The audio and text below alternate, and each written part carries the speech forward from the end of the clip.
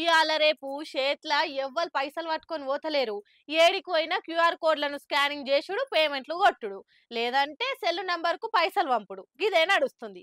అయితే అంతే అల్కగా దొంగలు కూడా ఆళ్ళ పద్ధతి మార్చుకుర్రు. ఫుట్‌పాత్‌ల మీద దందాలు చేసేటోళ్ళ క్యూఆర్ కోడ్ స్టిక్కర్‌లను బయటనే అతికిస్తుంటారు గదా!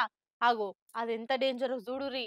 శతకోటి దరిద్రాలకు అనంతకోటి ఉపాయాలన్నట్టు దొంగలు దొక్కని మెట్లు లేవు, దిగని లోతులుంటలేవు. చాలా మంది దందాలు చేసుకునేటోళ్ళు అలా బండ్లకు దుకాణాల ముంగట క్యూఆర్ కోడ్లను అతికిస్తారు కదా, ఆగో అవిటి మీద దొంగ బద్మాష్ గాళ్ళు అలా అకౌంట్ క్యూఆర్ కోడ్లను అతికిస్తారు. ఇక ఈ క్యూఆర్ కోడ్ మీద స్కాన్ చేసి పైసలు పంపితే పైసలన్నీ వాళ్ళ అకౌంట్లకే పోతున్నాయి. దందాలు చేసుకునేటోళ్ళ నోట్ల మా అన్నే వాడుతున్నది. ఈ నడుమ ఒక బండైన దుకాణంలా గిట్లనే చేసిర్రట. పైసలు ఎందుకు అకౌంట్ లో పడతలేవు, ఏంది కథ అని క్యూఆర్ కోడ్ ను మంచిగా చూస్తే వేరేటోళ్ళ నంబర్ మీద ఉన్న కోడ్ అంటిచ్చిండ్రని తెలుసుకొని పరేషాన్ అయిపోయినరు.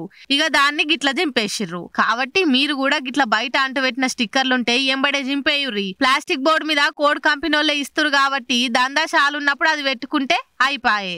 షాప్ బంద్ చేయంగానే మళ్ళా లోపటేసుకోవచ్చు. అంతేగాని బయట అంటించి పెడితే దొంగ మొక్క పొల్లు గిట్ల గుండు కొట్టే కథ ఉన్నది. ఈ ముచ్చట మీరు చూసినట్టే కాదు, ఇంకో నలుగురికి షేర్ కొట్టి చెప్పుండ్రి. ఏమంటున్నాం, అక్కరకొస్తది అందరికి. ఇంతకు ముందు కూడా మీకు వీడియో ఒకటి పోస్ట్ చేశాను, 2 నెలల క్రితం అటుగా ఇంచుమించుగా.